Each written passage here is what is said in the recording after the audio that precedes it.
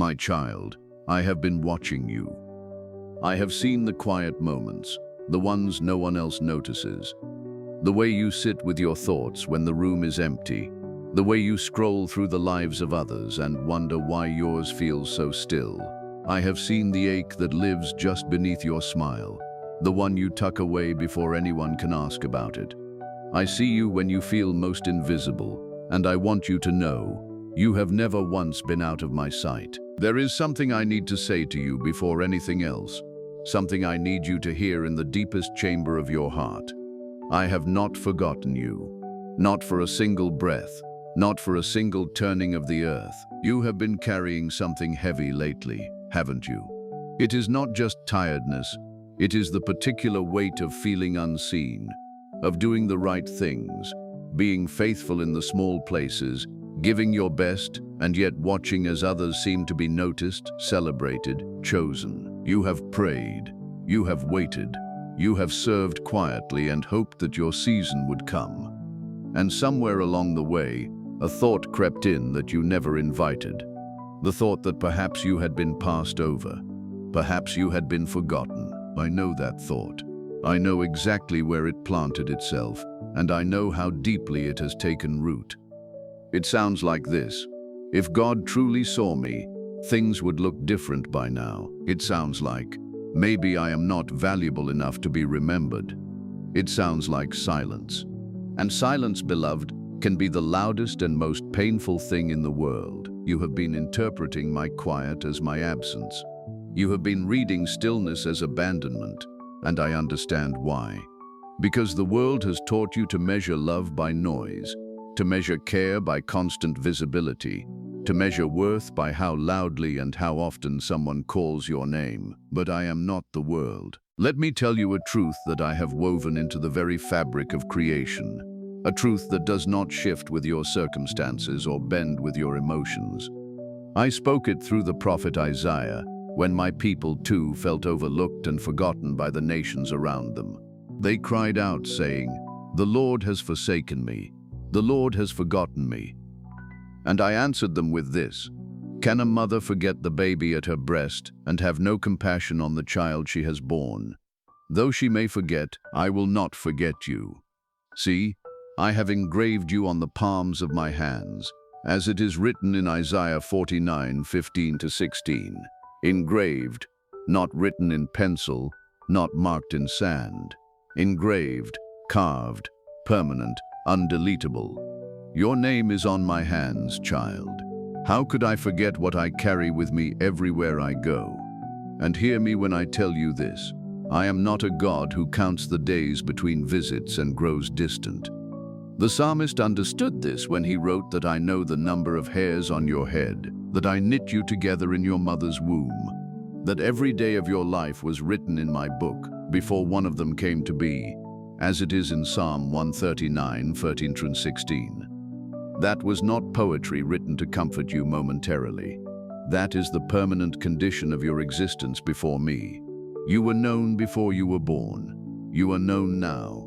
You will be known forever, even when the night feels long. Hear the promise that runs through the bones of Scripture.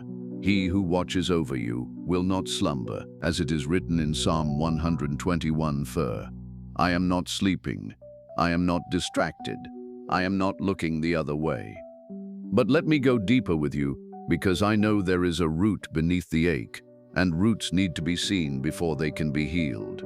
This feeling of being forgotten, it did not begin with your current season of waiting. It has older threads. For some of you, it began in childhood, in a room where your voice was too small to be heard, where your needs were overlooked in favor of louder needs around you. For others, it began in a relationship, a friendship that faded, a love that left, a door that closed and was never explained. Someone important to you treated you as though you were not worth remembering. And that wound, though it has no name, has been quietly shaping the way you hear my silence ever since. The enemy knows this. He is not creative. He finds the old wound and presses it into every new circumstance. He takes my seasons of preparation and whispers that they are seasons of rejection. He takes the quiet work I am doing in you and tells you nothing is happening at all. He takes the space I am clearing in your life for something better and calls it emptiness. Do not let him translate my language. He does not speak it. As it is written in John 10:10, the thief comes only to steal and kill and destroy. But I have come that you may have life and have it abundantly. The voice that tells you you are forgotten is not my voice. Learn to know the difference. And now, beloved, I want to bring you to a turning point. I want you to release the story you have been telling yourself. The story in which my timing is carelessness, in which my quiet is cruelty. I need you to consider a different story, the true story, that I am a God who works in hidden seasons. I am a God who does my most extraordinary work underground, before there is anything to see above the surface. The seed does not see the harvest from inside the soil, but that does not mean the seed has been abandoned. It means the seed is in exactly the right place, receiving exactly what it needs, for exactly what is coming. Joseph sat in a prison cell for years, not because he was forgotten, but because I was preparing a throne. As it is written in Romans 8:28, I cause all things to work together for good for those who love me and are called according to my purpose. All things, including the years that confused you, including the doors that closed, including the silence. I am not late. I am not forgetful. I am building something in you that cannot be rushed, because what I am building in you is meant to last. So what do I ask of you now, in this moment, in this season? I ask you to practice returning to what you know rather than what you feel. What you feel is real. I am not asking you to deny it. You may feel unseen.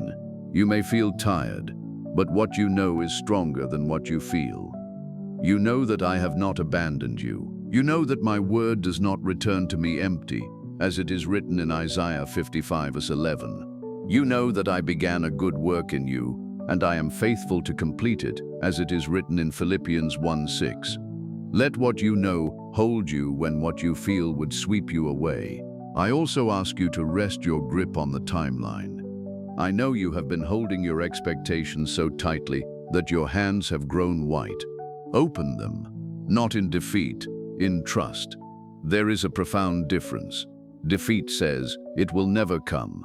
Trust says, it will come in the right time. Lay your waiting at my feet, not as abandonment, but as an act of faith, and let me carry what you cannot, and find me in the ordinary moments of today.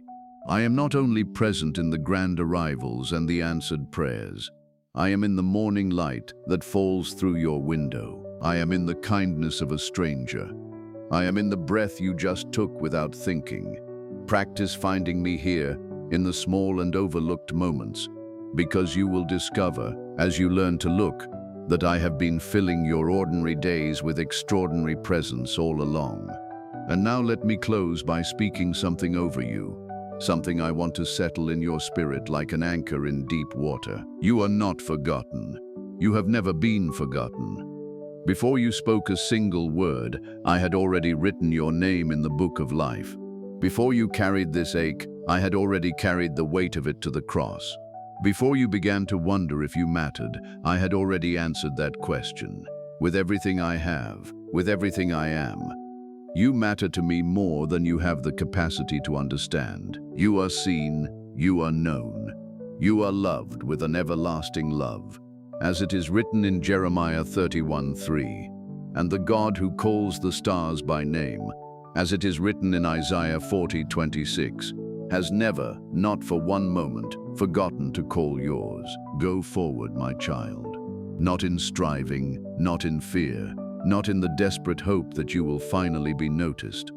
Go forward in the quiet certainty that you are already held, completely, tenderly and forever, by the one who has never looked away.